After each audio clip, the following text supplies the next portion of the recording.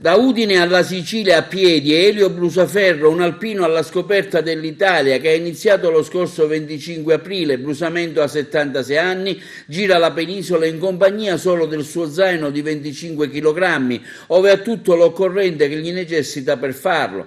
Prende il titolo tra le terre di confine con l'intento di scoprire l'altra Italia, quella dei paesini, dei borghi, spesso poco conosciuti. Brusaferro è anche testimone dell'associazione sclerosi tuberosa, una rara malattia poco conosciuta. Ad accoglierlo è stato il comune di Palma di Montechiaro Letizia Pace, già presidente del Consiglio Comunale, attuale presidente della Fondazione Tomasi di Lampedusa. In pratica sto facendo il giro a piedi che è incominciato il 25 aprile del 2019, il giorno della libertà naturalmente, no?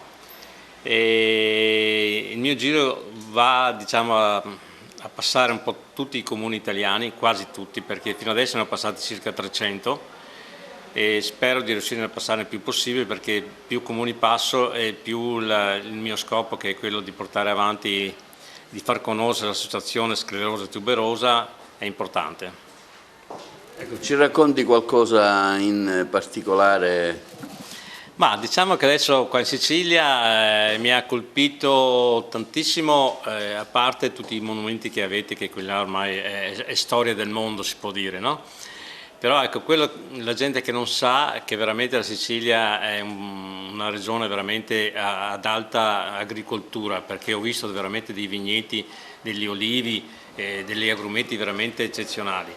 E poi avete delle risorse, avete delle cose che veramente bisogna visitarle, bisogna vederle, però bisogna vederle con calma, perché non si può venire qua in Sicilia, stare qua una settimana, andare a fare il bagno e dopo ritornarsene a casa. No, bisogna venire qua in Sicilia, come sto facendo io, oltre al mio scopo, ma anche quello di visitare veramente tutti i borghi più possibili qua in Sicilia, che ce ne sono tanti. Oggi qui nella città del Gattopardo, ospite del comune di Palma.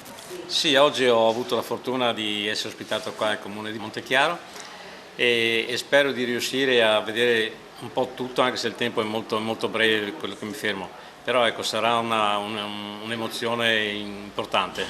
Logisticamente come si organizza lei nel suo tour? Ma nel mio viaggio inizia sempre la mattina verso le 5, 5 e mezza e incomincio a partire adesso alle 7 perché alle 6 è ancora buio, pertanto è un po' un problema. Però dopo finisce in pratica verso mezzogiorno, 11 e mezza, mezzogiorno, e dopo diciamo che faccio sempre un riposino di un paio d'ore naturalmente, perché sono un po' vecchiotto, allora ho bisogno di recuperare in fretta.